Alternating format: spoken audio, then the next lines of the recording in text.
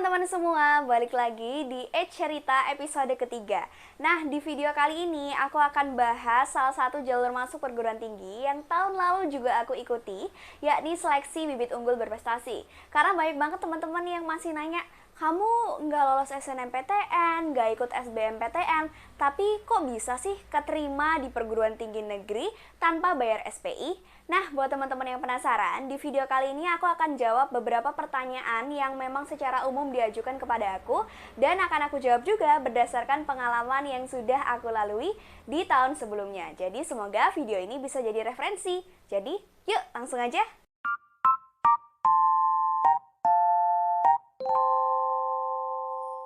Nah teman-teman semua, perlu kita ketahui bersama bahwa jalur masuk perguruan tinggi negeri itu bukan hanya ada di SNMPTN dan SBMPTN, tetapi juga ada jalur mandiri yang memang dilaksanakan oleh masing-masing universitas. Bener banget, jadi SBUB ini adalah salah satu jalur masuk yang ada di Undip lewat jalur mandiri. Jadi yang perlu teman-teman ketahui bahwa jalur mandiri itu nggak semuanya meminta uang pangkal atau pakai biaya SPI. Jadi kalau di SBUB, sepengalamanku kita cuma diminta bayar UKT aja dan di awal tadi biaya pendaftaran sebesar 250.000. Jadi untuk teman-teman pun ketika merasa bahwa UKT yang ditetapkan itu terlalu tinggi, teman-teman tetap bisa banding. Dan bandingnya itu juga punya kesempatan yang sama seperti jalur masuk lainnya, jadi jangan khawatir. Aku dulu juga meskipun lewatnya SBUB juga ikutan banding kok. Bisa nggak sih kita daftar SNMPTN dan SBUB secara bersamaan? Jawabannya adalah bisa banget. Karena tahun lalu aku juga kayak gitu nih. Jadi aku daftar SNMPTN dan juga SBUB. Jadi kalau menurut pengalamanku, kalau teman-teman diterima di SNMPTN dan itu pengumumannya lebih dulu, biasanya teman-teman akan pilih di SNMPTN-nya. Tapi kalau seperti aku nih, aku nggak keterima nih di SNMPTN, ya otomatis aku akan ikut seleksi yang di SBUB atau waktu itu aku alhamdulillahnya lolos di tahap wawancara. Jadi jangan khawatir, buat teman-teman yang daftar SNMPTN tetap bisa daftar di jalur SBUB Undip. Jadi memang aku sendiri tidak menggunakan KIP gitu, tapi beberapa temanku yang pakai KIP, katanya aku udah tanya nih, jadi meskipun di awal kita nggak bisa nih untuk langsung pakai KIP, kita bisa pakai KIP susulan. Jadi teman-teman bisa mengajukan itu setelah teman-teman nanti diterima menjadi mahasiswa di Universitas Diponegoro. Oke, pertanyaan selanjutnya, apakah SBUB ini bisa linjur nggak sih gitu kan? Jadi di website emang ditulis kalau kita diminta untuk sesuai dengan jalur kita selama di SMA atau jurusan kita selama di SMA. Misalnya kita SMA-nya IPA, ya kita kuliahnya nanti ngambilnya Saintek. Atau ketika kita SMA-nya IPS, kita ambilnya Soshum. Emang kalau di website itu kayak gitu. Dan dulu ketika aku daftar, aku juga bingung nih, bisa nggak ya aku linjur gitu. Tapi ternyata menurut pengalamanku dan beberapa teman yang lain juga, ada masih kesempatan kita untuk linjur gitu. Jadi aku sendiri juga linjur nih. Dulu ketika SMA-nya aku di IPA, tapi sekarang aku ambilnya dulu pilihan pertamanya aku di ilmu komunikasi dan pilihan keduanya itu ada di psikologi. Dan bersyukurnya aku diterimanya di pilihan pertama, yaitu di ilmu komunikasi. Nah, ngomongin soal rata-rata nilai rapot, sebenarnya nilai rapotku ini bisa dibilang nggak terlalu tinggi juga dan nggak terlalu rendah juga, atau istilahnya ada di tengah-tengah gitulah. Jadi kalau teman-teman penasaran, ini adalah rata-rata nilai rapot aku.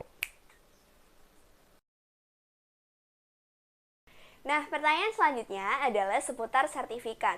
Jadi, sertifikat apa aja sih yang bisa dipakai untuk daftar seleksi bibit unggul berprestasi? Jadi, di website sendiri nih, kalau teman-teman amatin, memang sudah ada cabang lomba yang istilahnya kalau teman-teman punya sertifikat di cabang lomba itu bisa menjadi tiket untuk teman-teman daftar di SBUB. Tapi jangan khawatir, jadi nanti di kolom pendaftaran biasanya itu ada sertifikat utama dan sertifikat tambahan. Sertifikat utama ini pastinya sesuai dengan yang di website. Misalnya kayak aku dulu, oh ternyata aku yang memenuhi nih sertifikat utamanya cuma satu di lomba film aja. Ya udah aku masukin satu. Nah, tapi di sertifikat tambahannya ini aku masukin semua lomba yang aku pernah juarai ketika SMA gitu. Misalnya kayak lomba menulis, kemudian lomba bercerita, kemudian ada juga lomba terkait dengan pendelegasian seperti Parlemen Remaja dan Forum Anak Nasional. Kemudian ketika aku terpilih menjadi pembicara di forum-forum ilmiah, nah itu bisa dicantumkan. Yang penting adalah minimal juara 1 di tingkat provinsi. Jadi kalau pengalamanku dulu, aku mencantumkan 7 sertifikat di tingkat nasional dan 1 sertifikat di tingkat provinsi, serta 1 sertifikat utama. Nah, pertanyaan ini juga banyak banget ditanyain sama teman-teman semua. Apakah kalau kita daftarnya nih misalnya di bidang olahraga, terus kita juga harus ambil jurusannya di bidang olahraga? Nah, menurut pengalamanku dan aku juga bertanya kepada beberapa temanku juga, jadi kita tuh emang disarankan untuk sesuai nih. Misalnya kalau kita ada sertifnya di film, ya kita ambilnya ilmu komunikasi.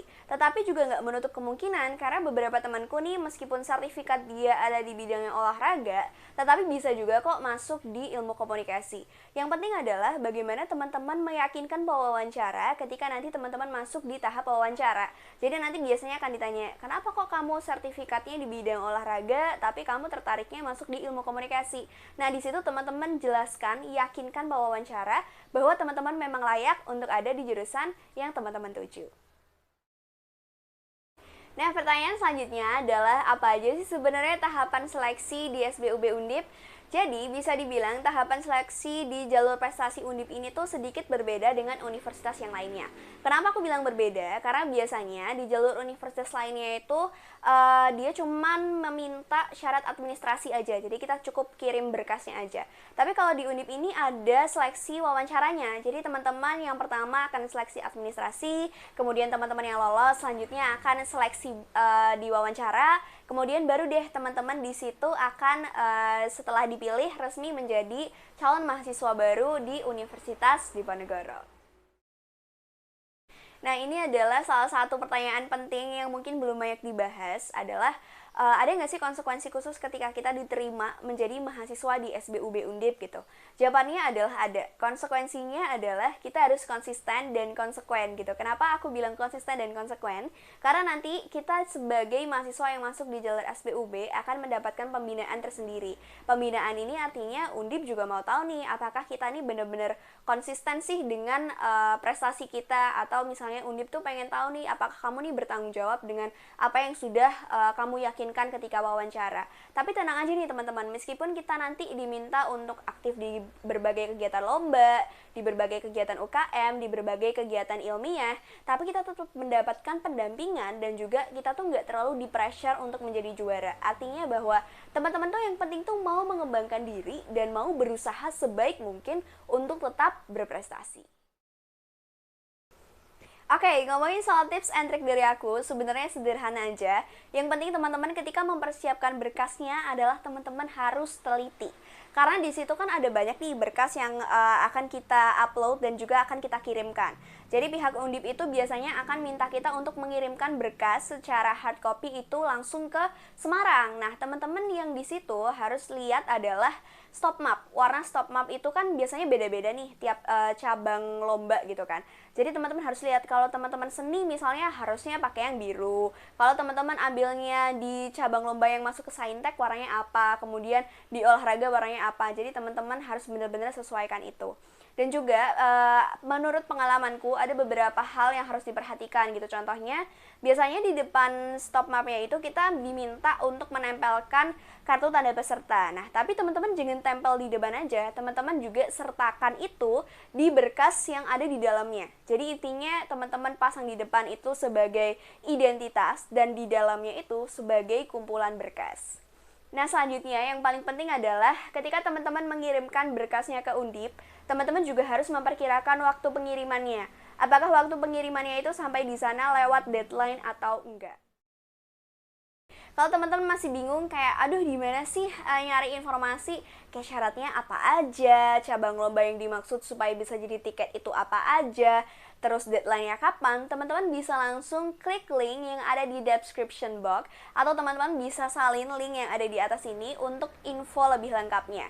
Ingat, baca infonya secara teliti dan jangan sampai ada yang terlewat. Itu tadi adalah sedikit jawaban dari pengalaman aku ketika mengikuti seleksi Bibit Unggul Berprestasi di tahun 2021. Semoga bisa membantu, dan kalau teman-teman masih ada pertanyaan lainnya, boleh langsung untuk hubungi aku di Instagram @aisyahaulia2. teman-teman langsung aja chat aku keperluannya apa, terus teman-teman mau tanya apa, supaya aku juga lebih cepat untuk jawabnya. Nah, sekian video cerita episode ketiga ini. Semoga bisa bermanfaat. Kalau teman-teman ada saran mau bikin video apa lagi, boleh banget untuk komen atau langsung aja DM aku. Nah, kalau nanti teman-teman lolos di wawancara, mungkin aku akan bikin video lagi. Tapi kita tunggu aja. Terima kasih kalau merasa video ini bermanfaat. Boleh banget teman-teman untuk bantu aku like, komen, dan juga subscribe. Sampai ketemu di cerita episode selanjutnya. Dadah!